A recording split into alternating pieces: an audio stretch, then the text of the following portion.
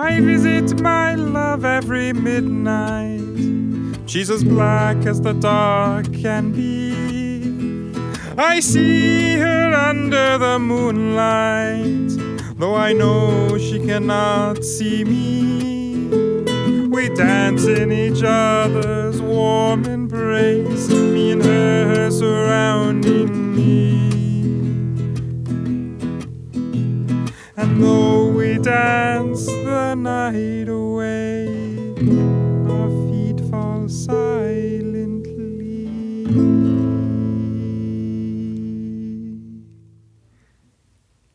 All right, hello everybody. Welcome. I'm Graham. I'm Ashkan, and let's slam it up. That's what we say around. That's our new catchphrase. Today's question is. That's our old catchphrase. Today's question is. So we're replacing that now. Or just combining. So slam it up. Both of them. Yeah. Slam so that question up. Today's question is: how would you recommend working or complying with HIPAAs? Sorry, HIPAA. Oh. HIPAA. HIPAA. Interesting. Yep. I know a lot less about HIPAA than I do about hippos. Oh yeah, you want to give us some hippo facts? They're very dangerous. That's true. And very hungry, from what I learned as a child.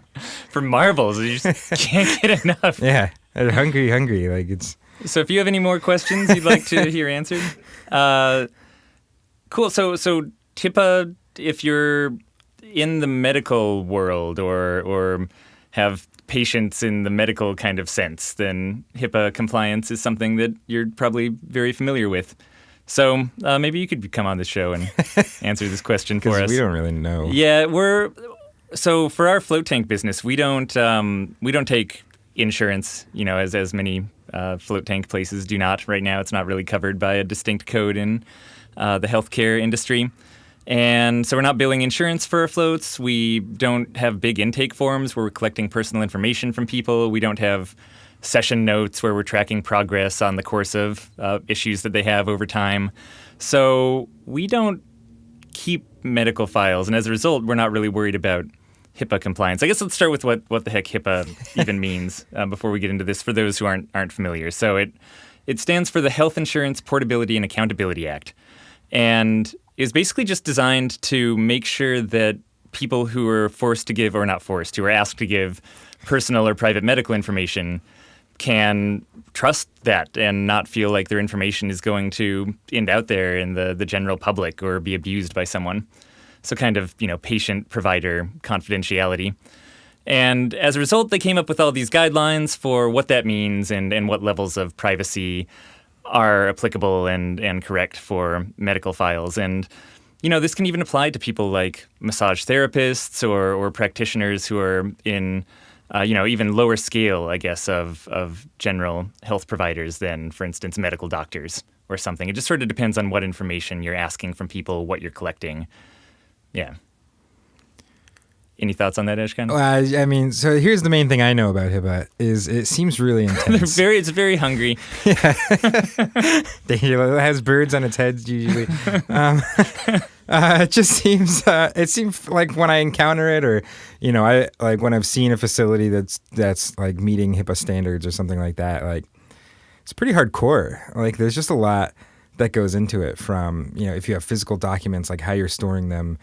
There's even, I'm pretty sure there's like a HIPAA compliant way of shredding things. Like you can't just shred, you have to shred your documents to a certain level. For sure, yeah, ripping them in half is not good enough, right? Like there's a specific number of rips you need to do before. Cross-dimensional rips. Not like it's going to go to a different dimension, but Yeah, no, trans-dimensional. That's what I was trying ripping, to say. Yeah, I understand. Yeah, and that's also, and I think it's just a big checklist, and it's a robust checklist, but it's not necessarily the hardest things to meet once you do it. You just have to make sure that you're actually going through this. And, single provider massage therapists do this all the time. So obviously, this isn't something where you need a whole designated office and a secretary in order to accomplish it. It's just being really careful with people's information in, again, a very detailed, documented way.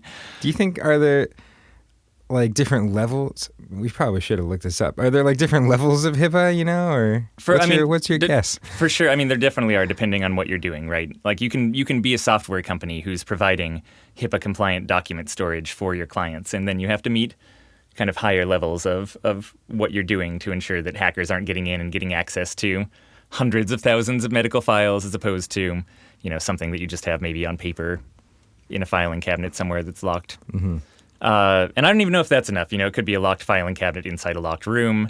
These are all details that, because we don't have to comply with this, we don't specifically know. But it is really important. And I do know also that you can stumble into this inadvertently, right? Like you might think that on your intake form that you have for your float center, you want to find out why people are coming in and what kinds of pre-existing medical conditions they're coming in to treat with the act of floating. And that can inadvertently put you into a place where you need to make sure that you're meeting HIPAA compliance for those intake forms. Because now all of a sudden you have this history of medical data that people are providing you. So just keeping it in a filing cabinet along with, like a waiver or something like that is not going to cut it anymore. Maybe, right? Again, we're not lawyers. So definitely consult with people who are trained in this before you start asking anyone any medical-related question, or certainly anything about conditions that they're going through, or stuff that it feels like they would normally tell their doctor is probably stuff that you shouldn't be handling without some care. And there's some training that you can go through, too. There's, just doing a quick search online. There's a lot of private programs that'll train you up on what HIPAA compliance is and what you're likely to have to do to meet it as either a float center or if you're incorporating massage therapy into your practice, things like that. And there's also just great government resources. So one is just going to healthit.gov. And that has a lot of templates and kind of beginner's guides that'll get you started with understanding what HIPAA is. I think the most basic guide they link over to is like 60 pages long. So it gives you some sense of how not simple a lot of this stuff is. But education, and again, making sure you do more than listen to like a 10-minute podcast by float tank guys on this is probably the best way to actually educate yourself and make sure that this is something that you want to delve into with your practice. And like, why are you like you should ask that question first.